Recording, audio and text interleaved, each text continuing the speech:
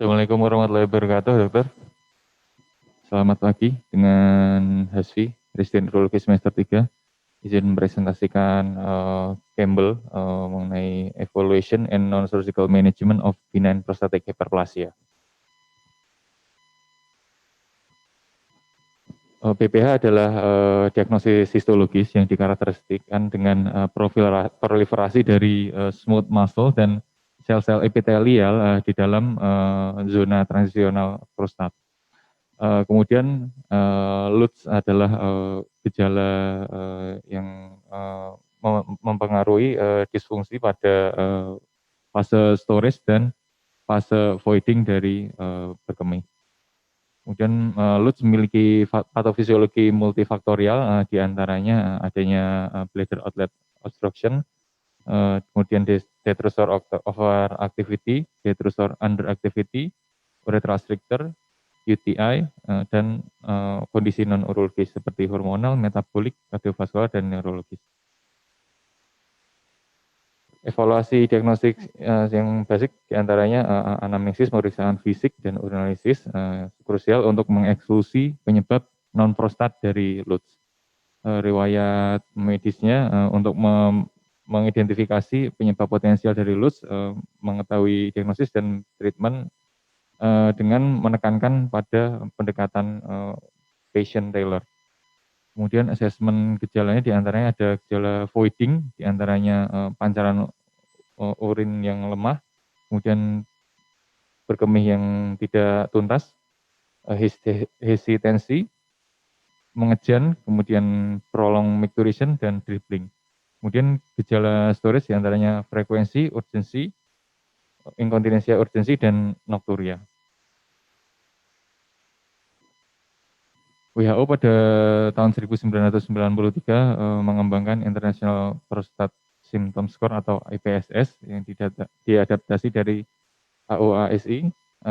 IPSS merupakan standar internasional untuk mengidentifikasi keparahan dari LUTS. Kemudian IPSS scoring sendiri menyediakan informasi yang berharga pada keparahan dari penyakit, kemudian respon terapi, dan resiko untuk progresivitas dari penyakit. Kemudian untuk pemeriksaan fisik pada LUTS sendiri dengan memeriksa area pelvis diantaranya area suprapubik untuk menemukan apakah adanya overdistensi dari buli, kemudian dari genital eksternal penis untuk mengeksklusi adanya struktur eksternal meatus, kemudian phimosis atau lesi yang malignan. Kemudian dilakukan pemeriksaan juga apakah adanya discharge uretra, kemudian dilakukan pemeriksaan skrotum dan testis untuk memeriksa orgi epididymitis, kemudian ukuran testis yang berhubungan dengan sindrom metabolik. Kemudian dilakukan pemeriksaan fungsi motor atau sensorik dari perineum dan untuk merule out dari gejala neurologis. Kemudian dilakukan juga pemeriksaan Sol-Double atau digital rectal examination dengan tujuan untuk mengetahui estimasi dari prostat volume. Untuk yang kedua adalah untuk mengeksklusi adanya nodul yang palpabel atau peningkatan konsistensi yang bisa mengarahkan ke adanya prostat cancer. Kemudian Sol-Double juga berguna dengan dikombinasikan dengan pemeriksaan PSA untuk menurunkan overdiagnosis dari kanker prostat. Kemudian pada pemeriksaan Sol-Double ini cenderung untuk underestimated atau menurunkan prostat volume karena area yang tidak terpalpasi pada prostat bilateral, terutama pada prostat volume lebih dari 30 mili. Kemudian untuk evaluasi juga dapat dilakukan urinary diary. 3 tipe dari urinary diary yaitu diantaranya micturition chart, kemudian FVC untuk merekod dari volume berkemih dan waktu dari setiap berkemih selama 24 jam. Kemudian yang ketiga adalah bladder diary. FVC atau frekuensi volume chart disarankan untuk digunakan untuk evaluasi yang mendasar pada pasien pada gejala yang lebih cenderung pada storage atau nocturia. Kemudian Yap et al. Juga merekomendasikan penggunaan frekuensi volume chart dengan durasi setidaknya 3 hari atau lebih. Kemudian untuk evaluasi laboratorium dapat dilakukan urinalisis dan sitologi urin harus dilakukan pada pasien yang memiliki gejala storage dan dysuria, terutama pada pasien-pasien yang memiliki riwayat merokok. Kemudian dilakukan pemeriksaan PSA untuk mengakses adanya kecurigaan dari kanker prostat untuk memperkirakan dari volume prostat dan memprediksi keluaran dari BPH. Kemudian level PSA ini biasanya berkurang 40-50% setelah 12 bulan pemberian treatment 5-alpha reduktase inhibitor. Kemudian serum kreatinin juga perlu dinilai untuk menilai adanya penurunan fungsi ginjal.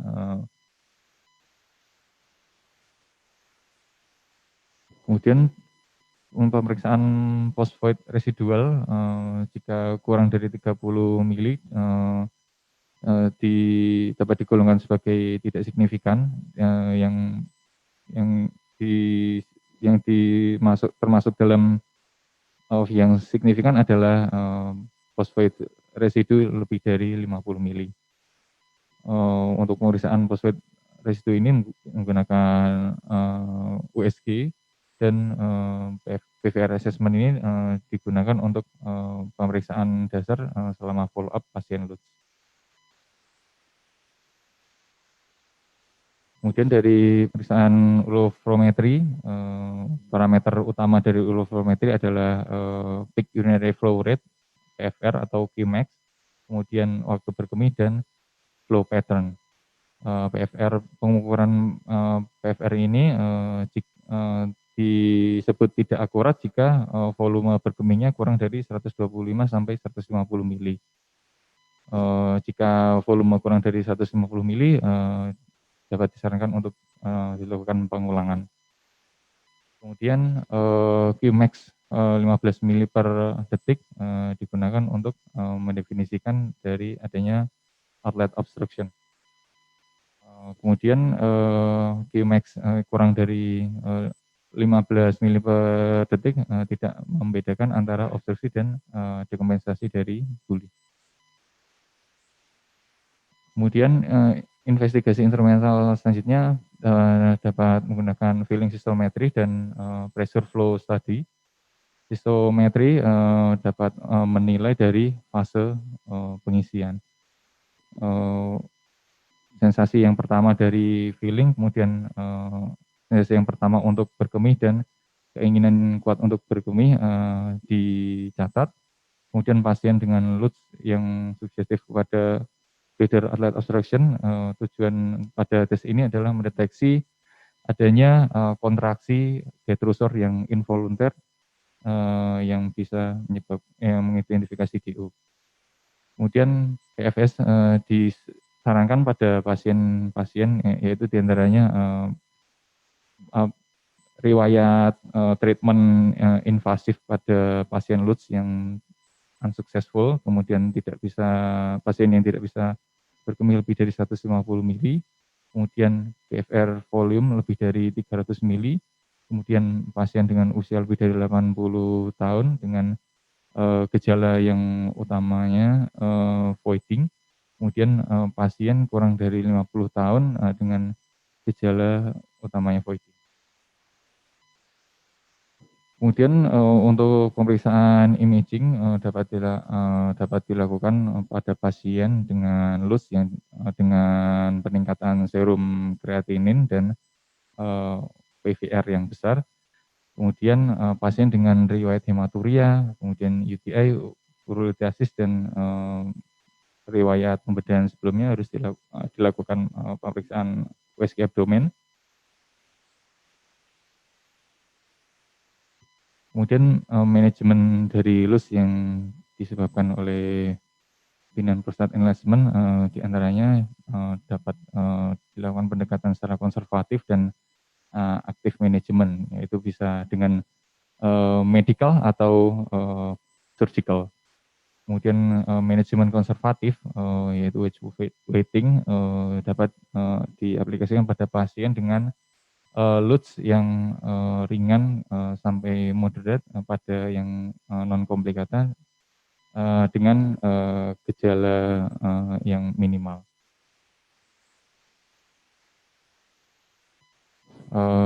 Berikut ini adalah konsensus internasional algoritma pada manajemen loads, yaitu untuk direkomendasikan tesnya adalah dengan kuesioner seperti IVSS, kemudian frekuensi volume chart, kemudian flow rate recording, dan residu urin.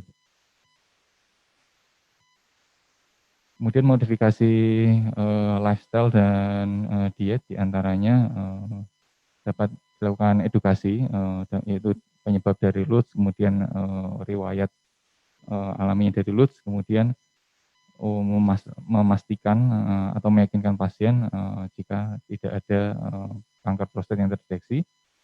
Kemudian restriksi cairan yaitu 1-2 liter cairan, intake cairan per hari, kemudian menghindari intake cairan yang berlebihan dan membatasi intake cairan pada malam hari. Kemudian juga menghindari alkohol pada malam hari, terutama pada pasien-pasien dengan gejala nokturia.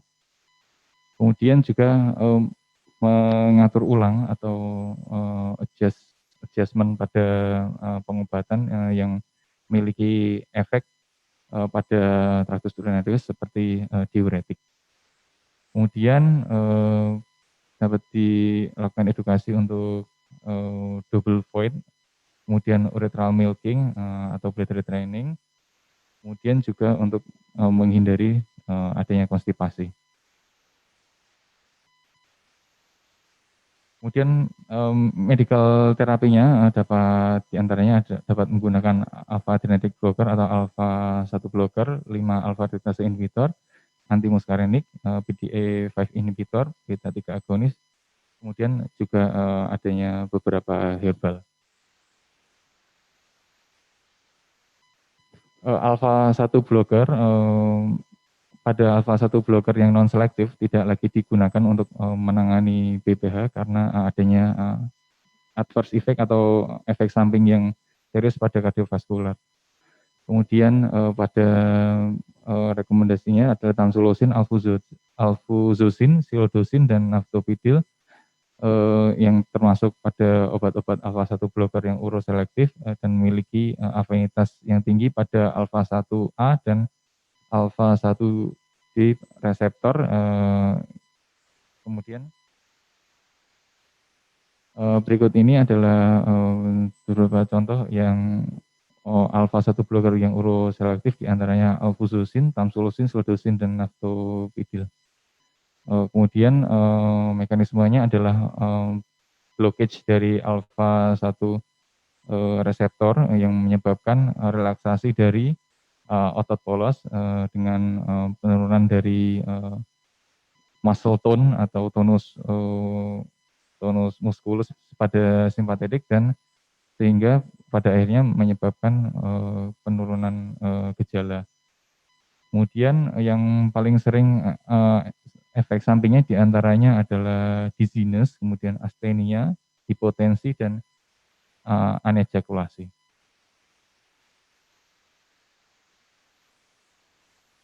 Kemudian golongan selanjutnya adalah 5 alpha reductase inhibitor, yaitu dengan mekanisme kastrasi dan untuk menekan testosteron dan sintesis DHT yang bisa menurunkan prostat volume pada laki-laki dengan BPH. Dengan penurunan prostat volume ini diharapkan untuk menurunkan komponen statik dari bladder outlet obstruction pada pasien BPH. Di antara contohnya adalah, finasteride dan dutasteride. Kemudian, terapi anti-muskarinik, digunakan pada pasien dengan, Lutz yang moderate dan hingga severe, yang penyebab, komplain utamanya adalah, gejala storage dengan, baseline phosphate residu volumenya, kurang dari 200 mili.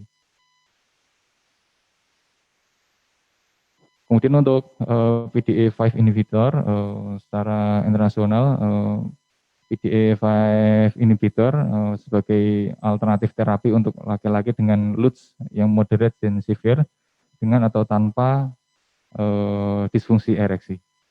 Kemudian tadalafil, adalah, satu-satunya, PDE5 inhibitor, yang diakui untuk, treatment dari Lutz.